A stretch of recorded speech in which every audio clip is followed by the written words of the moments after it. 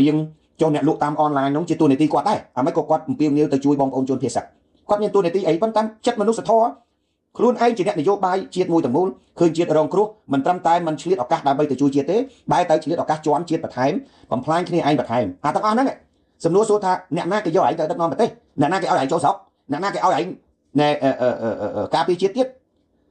ឱកាសដែលយើងត្រូវការពារជាតិឯងអត់នាំគ្នាការពារជាតិឱកាសដែលយើងត្រូវបង្រួបបង្រួមខ្មែរពួកឯងនេះត្រូវធ្វើនយោបាយអត់បង្រួបបង្រួមខ្មែរឯងបែរទៅជាបង្កើតតំណោះហើយដល់ពេលអត់រួបរวมឯងថាគេហ្នឹងមិនរួបរวมតាមពិតឯងទេតែមិនរួបរวมនោះពីព្រោះឱកាសដែលឯងត្រូវចូលរួបរวมឯងអត់ទៅផងអត់ធ្វើផងរួបរวมមិនចាំបាច់ទាល់ទៅចូលក្នុងស្រុកមិនចាំបាច់ទាល់ទៅលោកហ៊ុនសែនអនុញ្ញាតទេពេលដែលជាតិមានអាសន្នបែបហ្នឹងនាំគ្នាធ្វើទៅធ្វើអ្វីដែលយើងអាចធ្វើបានទៅជួយជាតិទៅប៉ុន្តែកុំឆ្លៀតឱកាសកុំឆ្លៀតឱកាសជួយជាតិបដាបំបីជាតិបដាកុំឆ្លៀតឱកាសដោយអាករណីឆ្លៀតឱកាសបងប្អូននៅជុំវិញពិភពលោកធ្វើបាតកម្មហើយធ្វើបាតកម្មប្រឆាំងចោលសៀមឈ្លានពានហើយបាតកម្មប្រឆាំងតកូលហ៊ុនផងអាទាំងអស់ហ្នឹងគឺឆ្លៀតឱកាសបានខ្ញុំនិយាយថាអាឈួតនេះខ្លួនឯងអត់មានប្រទេសនៅមកនៅប្រទេសគេទេដល់ពេលវាចង់ធ្វើសង្គ្រាមវាចង់ធ្វើសង្គ្រាមជាមួយសៀមផងវាចង់ធ្វើសង្គ្រាមជាមួយប្រទេសខ្លួនឯងផងសួរថាតើអាឈួតអស់ហ្នឹងវាប្រើទ្រឹស្ដីបែបហ្នឹងជាទ្រឹស្ដីដែលមានពុទ្ធិដែលអាចនាំមកនៅសុខសាន្តត្រានរបស់ប្រជាជនទេរបស់ប្រជាជាតិខ្មែរទេចម្លើយគឺវាអត់បងប្អូនជឿខ្ញុំទេឱកាសគណៈបកនយោបាយធ្វើដើម្បីជាតិគឺឱកាសពេលហ្នឹងអញ្ចឹងបានខ្ញុំប្រាប់គណៈបកក្នុងស្រុកបើយើងគ្មានលុយគ្មានកាក់ធំដុំសំបីតានេះហ្នឹងអាសាចូលរួមកម្មវិធីអ្នកដែលរងគ្រោះដោយសារតែអង្គើឈ្លានពានរបស់សៀមកងវីរៈកងទ័ពរបស់យើងដែលគាត់របួសពលីរបួសនិងពលីប្រធានបកនយោបាយនីមួយត្រូវធ្វើលិខិតអរគុណគាត់ទី1ទី2ចូលរួមមរណទុកគាត់បើអ្នករងរបួសយើងទៅសួរសុខទុក្ខគាត់គេមិនចាំបាច់ឲ្យយើងយកលុយច្រើនទេទៅសួរសុខទុក្ខគាត់ពីព្រោះគាត់បានការពារពួកយើងពួកគាត់នឹងការពារពួកយើងលះបង់ជីវិតដើម្បីការពារពួកយើងទាំងអ្នកនយោបាយទាំងអ្នកមិនមែននយោបាយអញ្ចឹងហើយគ្រាន់តែទៅសួរសុខទុក្ខគ្រាន់តែធ្វើសកម្មភាពជួយដល់ក្រុមគ្រួសារពួកគាត់មានអីអាក្រក់ធ្វើអញ្ចឹងក៏បានដែរមិនបាច់ចាំបាច់តើទៅចូលមិនបាច់ចាំបាច់ឲ្យសម្ដេចដេកចូលធិបតីនឹងប្រកាសទៅសំរងស៊ីចូលស្រុកមកពួកអ្នកប្រឆាំងចូលស្រុកមករួមគ្នាប្រឆាំងសៀមចាំបាច់ទៅចូលស្រុកយើងនៅក្រៅប្រទេសហ្នឹងក៏ប្រឆាំងសៀមបានដែរព្រោះយើងបង្កើតរដ្ឋាភិបាលស្អីគេហ្នឹងយើងប្រឆាំងសៀមបានដែរតាយើងធ្វើបាតកម្មប្រឆាំងសៀមទៅយើងធ្វើបានតែប្រជាជនគេមើលហើយប៉ុន្តែពួកហ្នឹងមិនធ្វើអញ្ចឹងឯណាឲ្យតែចេញសារមកវាយសៀម2វាយលោកហ៊ុនសែន3វាយសៀម1វាយលោកហ៊ុនសែន2ហើយលេងសិតតែម៉ាក់ហ្នឹងអីលេងសិតតែឈួតអញ្ចឹងអីអានយោបាយថោកទាបអញ្ចឹងអីហើយខំប្រឹងដាក់សារនយោបាយបងប្អូនទៅអានមើលសារនយោបាយរបស់ពួកវាបើយើងនិយាយថ្កោលទោសវាខ្លាំងវាវាយសៀមបន្តិចទៅប្រជាជនស្អប់វាខ្លាំងជេរវាខ្លាំងវាថ្កោលទោសសៀមវាធ្វើចេញលិខិតថ្កោលទោសសៀមបន្តិចទៅបន្ទាប់មកក្នុងអាលិខិតថ្កោលទោសហ្នឹងវាមិនភ្លេចថ្កោលទោសគ្នាឯងទេបងប្អូនគិតមើលអញ្ចឹងអីឲ្យគិតមិនឡើងជួយពិចារណាខ្ញុំមើលធ្វើនយោបាយអញ្ចឹងអីថាឲ្យជួយប្រទេសសិនទៅមិនបាច់ឆ្លៀតមកឌៀមដាមទេប្រជាពលរដ្ឋគេមើលឃើញពីទង្វើរបស់យើងហើយអាមិនក៏ចេះតែភ្លើអញ្ចឹងណាអាមិនក៏ចង់ធ្វើតែនយោបាយប្រត់ប្រាស់ចោលស្រុកអញ្ចឹងអាមិនបានចេះតែធ្វើអញ្ចឹងឥឡូវហ្នឹងហើយក៏ប្រជាធិបតេយ្យរបស់ពួកអ្នកឯងហ្នឹងត្រូវតែធ្វើនយោបាយប្រត់ប្រាស់អញ្ចឹងហើយក៏មិនអត់មានកំណត់អីថ្មីសោះអត់មានគួរថ្មីសោះហើយមិនទេបងប្អូនមែនតើខ្ញុំឃើញឥឡូវបបួលគ្នាធ្វើបាតកម្មប្រកាសអំពាវនាវបាតកម្មជុំវិញពិភពលោកតែកុំភ្លេចដេញតកូលហ៊ុនសែនផងបាតកម្មប្រឆាំងសៀមប្រាប់គ្នាឯងឲ្យបាតកម្មប្រឆាំងសៀមប៉ុន្តែកុំភ្លេចយុទ្ធនាការដេញតកូលហ៊ុនអានេះវាគ្រាន់តែជាសារនយោបាយវាមិនមែនជួយខ្មែរទេវាបំបែកបំបាក់វាថាឲ្យធ្វើបាតកម្មប្រឆាំងសៀមវាប្រមូលកម្លាំងយើងវាបោកកម្លាំងយើងមកក្នុងទិសដៅរបស់វាមិនមែនប្រឆាំងសៀមទេវាថាប្រឆាំងសៀមប៉ុន្តែទិសដៅរបស់វាឲ្យប្រឆាំងលោកហ៊ុនសែនផងអានឹងដូចតែគ្នាវាគ្រាន់តែបោកយើងតែអញ្ចឹងបើបងប្អូនធ្វើមួយឲ្យចំមួយពីរឲ្យពីរប្រឆាំងសៀមសិនពេលដែលសៀមដោះស្រាយជាមួយសៀមរួចហើយសុំយើងមកនិយាយជាមួយគ្នាឯងអានឹងមួយដឹងមួយពីរដឹងពីរមិនមែនធ្វើរឿងច្បុកច្បល់ទេក្នុងធម៌ព្រះលោកសម្ដែងថាអាណាកុលាចក្រកម្មន្តាអេតាមាំងកលមុតតាមាំងការងារដែលច្របូកច្របល់មិនមែនជាមង្គលពួកអាអ្នកនៅក្រៅស្រុកនេះពួកអាអ្នកនយោបាយពងក្តោនេះនៅក្រៅស្រុកនេះវាធ្វើនយោបាយយ៉ាងម៉េចបើដល់ដំណាក់កាលបងប្អូនអើយសៀមក៏យើងស្អប់ហ៊ុនសែនក៏យើងស្អប់ឲ្យចុះវាស្រឡាញ់អាណាគេវាបោកយើងហ្នឹងណាវាបោកយើងឲ្យជ្រួចច្បល់មិនឲ្យយកកម្លាំងយើងហ្នឹងទៅគិតគូរប្រឆាំងជាមួយសៀមក៏យើងមិនសូវប្រឆាំងជាមួយលោកហ៊ុនសែន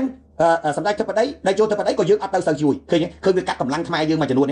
នេះគឺជាយុទ្ធសាស្ត្រជាវិធីសាស្ត្ររបស់ពួកអាសាឆ្កែយួនឆ្កែសៀមដែលវាធ្វើអញ្ចឹងនៅពេលដែលវានាំគ្នាធ្វើអញ្ចឹងបងប្អូនមួយចំនួនដែលជឿតាមពួកវាបងប្អូនខ្មែរមានទៅប្រឆាំងសៀមទៀតណាវាថាប្រឆាំងសៀមមែនប៉ុន្តែប្រឆាំងសៀមបន្តិចប្រឆាំងលោកហ៊ុនសែនបន្តិចអញ្ចឹងសៀមក៏វាប្រឆាំងលោកហ៊ុនសែនក៏វាមិនជួយមានន័យថាម៉េចមានន័យថាបើលោកហ៊ុនសែនលោកហ៊ុនម៉ាណែតវាមិនជួយមានន័យថាកាត់បន្ថយខ្មែរប្រឆាំងសៀមហ្នឹងមិនអញ្ចឹងដូច្នេះហើយប្រយ័ត្នឲ្យមែនតើ វិធីរបស់អាសត្វសំណក់សៀមអស់នេះ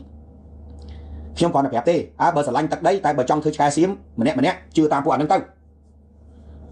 បើចង់ធ្វើឆ្កែសៀមណាធ្វើតាមពួកវាទៅខ្ញុំមិនទៅខ្វល់ទេបាទអញ្ចឹងបងសម្បត្តិខ្មែរបងប្អូនខ្ញុំប៉ុណ្ណឹងចោះខ្ញុំរៀបចំមកហូបអាហារទៅធ្វើការបាទអញ្ចឹងបានប៉ុណ្ណឹងទេហើយ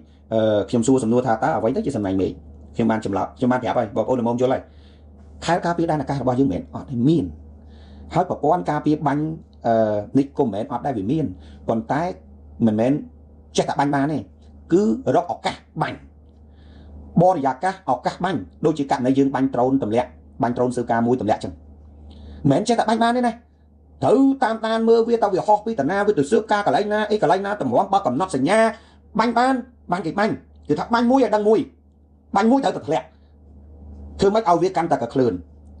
ឱកាសមនុស្សដែលកាន់តែកក្លឿនវាចេះតែហោះចូលអញ្ចឹងយូរយើងបន្តមួយអានឹងរបៀបតែហ៊ានគេធ្វើមិនមែនធ្វើតាមអារម្មណ៍ឃើញគេទម្លាក់គ្រាប់បែកដាច់ស្ពានអស់2 3អស់បាញ់ទៅបាញ់ខុសក៏បាញ់ដែរមែនទេមិនចឹងទេណាអ្នកគេអនុវត្តមិនមែនដូចយើងអ្នកមើលទេយើងអ្នកមើលចេះតែឈឺចាប់ហើយដូចនៅក្នុងរឿងអញ្ចឹងអ្នកលេងគ្នាលេងតម្រាំបានថតបានមួយរឿងហ្នឹងបងទឹកចាស់សុំមុំថតបានមួយរឿងហ្នឹងមិនដឹងខុសប្រហែលពាន់ដងទេណាហើយយើងអ្នកមើលនេះរឿងហ្នឹងលេងអីចឹងមករីកូនគ្នាទេប៉ុន្តែគ្នាតម្រាំបានមួយរឿងហ្នឹងគ្នាថតទាំងងាប់ហ៎ណាកាត់តផងថតផងកែតម្រូវផងតម្រាំបានមួយរឿងដូចគ្នាអ្នកអនុវត្តផ្ទាល់ចឹងចឹងបានយើងត្រូវយល់ពលរដ្ឋអ្នកមើលហ្នឹងត្រូវយល់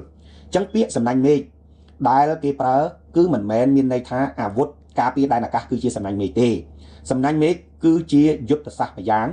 ងជាទ្រឹស្ដីចិត្តសាស្ត្រម្យ៉ាងជាយុទ្ធសាស្ត្រម្យ៉ាងជាទ្រឹស្ដីចិត្តសាស្ត្រម្យ៉ាងដែលគេផ្ញើទៅឲ្យខ្មាំងតែប៉ុណ្ណោះមិនមែនមានន័យថាប្រព័ន្ធខែលការពារដែនអាកាសទេហើយខែលការពារដែនអាកាសក៏គេមិនមែនចេះតែដើរយកទៅដាក់តាមខេត្តនេះតាមខេត្តនោះហើយទៅតាមទីប្រជុំជនឈួតលីលាដោយពួកអាក្រៅប្រទេសមួយចំនួននឹងវាព្រុសដែរជាក់ស្ដែងសង្គ្រាមជាក់ស្ដែងនៅអ៊ុយក្រែនសង្គ្រាមជាក់ស្ដែងនៅអ៊ឺរ៉ង់សង្គ្រាមជាក់ស្ដែងនៅតំបន់ផ្សេងបងប្អូនមើលប្រព័ន្ធការពារដែនអាកាសវាមិនមែនមានន័យថាការពារគ្រប់សុវត្ថិភាពទេវាគ្រាន់តែកាត់បន្ថយភាពខ្ទេចខ្ទាំតែប៉ុណ្ណឹងទេតែវាខ្ទេចខ្ទាំវានៅតែខ្ទេចខ្ទាំនឹងឲ្យតែសង្គ្រាមអញ្ចឹងហើយបានជាពិភពលោកនឹងគេស្វែងរកការដោះស្រាយដោយមិនធ្វើសង្គ្រាមយល់ទេយល់អត់ឥឡូវហ្នឹងខ្ញុំបញ្ជាក់ចុងក្រោយអាមេរិកចិនហើយនឹងអង្គការសហជីវជាតិជំរុញឲ្យសៀមធ្វើរឿងហ្នឹងពាក្យថាជំរុញឲ្យសៀមធ្វើរឿងហ្នឹងមានន័យថាគេដឹងខុសហើយគេដឹងថាអ្នកណាអ្នកស្ពាមហើយតែយើងមិននិយាយទេគ្រាន់តែគេនិយាយប៉ុណ្ណឹងអាមេរិកជំរុញឲ្យបញ្ចប់ភាពតានតឹងជំរុញទៅសៀមឲ្យបញ្ចប់ភាពតានតឹងទ្រឹស្ដីនយោបាយបងប្អូនយល់បាត់ហើយបងប្អូនយល់បាត់ហើយប៉ុណ្ណឹងអាណាខុសអាណាត្រូវចង់ដឹងទៀមទីអាណាខុសអាណាត្រូវឥឡូវនេះគេជំរុញបើគេជំរុញទៅសៀមកាន់តែខ្លាំងមានន័យថាគេដឹងថាសៀមនឹងអ្នកខុសហើយគេអត់និយាយរឿងចឹងទេប៉ុន្តែបើគេជំរុញឲ្យសៀមនឹងគេដឹងថាសៀមគឺជាអ្វីដែលក្នុងដៃដែលគេជំរុញនៅពេលដែលគេជំរុញលែងតាមគេចាប់បង្ខំយល់ទេយល់អត់ដល់ដំណាក់កាលគេចាប់បង្ខំអាចជំរុញគឺជាលក្ខណៈបង្ខំតូចតាចដល់ពេលសៀមវានៅតែកក្លឿនអាចជំរុញនឹងគឺកាន់តែធ្ងន់យល់អត់ប៉ុណ្ណឹងចឹងគេអត់ចាំបាច់និយាយច្រើនទេបើយើងអ្នកហ៊ានសុកចេះដឹងយើងយល់មកសម្ដីការទូតគេនិយាយមកបើជំរុញទៅភាគីសៀមឲ្យបញ្ចប់បញ្ហាហ្នឹងមានន័យថាសៀមហ្នឹងគឺមានបញ្ហាចាំបាច់នេះអីទៀតព្រោះអាសៀមវាខ្លាចគ្រាន់តែចេញនិយាយមកវាខ្លាចផ្កាយអានប់វាខ្លាចអីទាំងអស់ហ្នឹងមានន័យថាវាខុសបាត់ហើយហ្នឹងបងប្អូនទៅចាំអីទៀតហើយអន្តរជាតិគេភ្លឺដូចបងប្អូនអត់យល់ដូចបងប្អូនអន្តរជាតិក៏គេដឹងដែរហេតុអីបានបើវាប្រកែកថាវាមិនមែនអ្នកបាញ់មុនកម្ពុជាអ្នកបាញ់មុនហេតុអីបានជាវាមានហ៊ានឲ្យផ្ទៀងផ្ទាត់តាមប្រព័ន្ធផ្កាយអានប់អញ្ចឹងអន្តរជាតិគេចាប់ដើមដឹងពិភពលោកគេចាប់ដើមដឹងអំពីពុតបុត្ររបស់ចៅសៀមឥឡូវហ្នឹងសភារបស់ប្រាំងជាច្រើនអ្នកបានឲ្យប្រាំងហ្នឹងជួយអន្តរាគមន៍រឿងព្រំដែនសភារបស់ប្រាំងចឹងបានខ្ញុំឃើញអាម៉ាណូឈួតហ្នឹងគេចេញលិខិតមួយគេថាទៅសុំឲ្យសភាប្រាំងជួយរឿងព្រំដែនកិច្ចព្រមព្រៀងសន្តិភាពអីហ្នឹងអាម៉ាណូឈួតហ្នឹងវាដឹងសភាប្រាំងហ្នឹងវាធ្វើលិខិតថ្មីហ្នឹងវាធ្វើលិខិតវាថាហ្នឹងដោយសារសមិទ្ធផលពួកវាអាថោកហើយចង់ស៊ីពេទៀតហើយលិខិតរបស់ពួកវាផ្ញើទៅប្រទេសនេះទៅប្រទេសម៉ាក្រុងហ្នឹងវាអត់មានដាក់ថ្ងៃខែណាទេវាអត់មានដាក់ថ្ងៃខែអីទាំងអស់ចុះវាបាញ់ដាក់បើវាដាក់ថ្ងៃនេះវាចេញទៅថ្ងៃនោះវាចេញទៅវាជន់គ្នាអញ្ចឹងមិនគេថាពួកវាអ្នកធ្វើអញ្ចឹងពួកអាស៊ីពេនៅក្រៅប្រទេសនេះវាកំពុងតែរកវិធីស៊ីពេណាកំពុងតែរកវិធីស៊ីពេអញ្ចឹងពួកអានេះសិតតែពួកអត់កំណត់ទេជាងខ្ញុំមិនបានធ្វើនយោបាយដូចវានឹងអត់កំណត់ទេគ្មានឱកាសមានកំណត់ទេជាងខ្ញុំមិនបានមែនទេអាសូកូអញ្ចឹងបងប្អូនខ្ញុំសូមបញ្ចប់ប៉ុណ្ណឹងចុះហើយសូមជូនពរបងប្អូនជាពិសេសវីរៈកងទ័ពបាទអរគុណលោកពូដែលបានជេរពួកអក្បត់ជាតិធ្វើឲ្យខ្ញុំធូទ្រូងឲ្យតឹងទ្រូងពេកឃើញពួកវាផុសតែម្ដងបាទហ្នឹងហើយចឹងអរគុណណាបងប្អូនណាជូនពរបងប្អូនវីរៈកងទ័ពនៅជួរមុខសូមឲ្យបងប្អូនមានសុវត្ថិភាពហើយនឹងសុខភាពល្អជាពិសេសសូមឲ្យបងប្អូនឈរយ៉ាងរឹងមាំដើម្បីការពារអធិបតេយ្យបូរណភាពទឹកដីរបស់យើងហើយសូមឲ្យបងប្អូនកំចាត់ចោលនៅខ្មាំងឈ្លានពានខ្មាំងប្រវត្តិសាស្ត្រចោលសៀមនេះឲ្យបានវិនិច្ឆ័យខ្ចាត់ខ្ចាយទៅហ្មងបាទសូមអរគុណ សូមជម្រាបលាបងប្អូនណាសូមអរគុណ